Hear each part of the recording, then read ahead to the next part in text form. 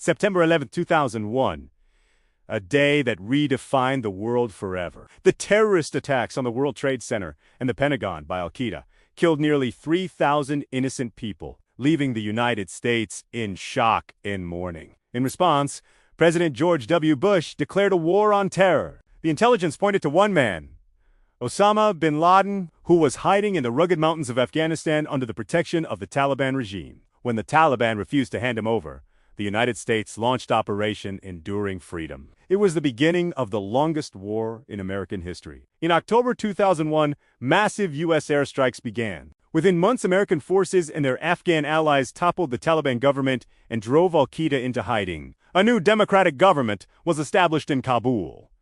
At first, it looked like a swift and decisive victory, but the victory was an illusion. The Taliban didn't disappear. They retreated into the shadows, merging with the local population and launching a brutal guerrilla insurgency. The United States found itself in a difficult position, trying to build a nation and an army from scratch while simultaneously fighting an invisible enemy that used suicide bombings and hit-and-run tactics to drain American resources and morale. A major milestone came in 2011 when U.S. Navy SEALs located and killed Osama bin Laden in Abbottabad, Pakistan. With the mastermind of 9/11's gone, many expected the war to end. However, by then, the Taliban had regained significant strength over the next decade through the Obama and Trump administrations. The U.S. struggled with surges of troops and shifting strategies. Despite spending trillions of dollars and losing thousands of American lives, the conflict became a stalemate. Afghanistan was a forever war, a quagmire with no clear victory in sight. The cost in Afghan lives was even more staggering,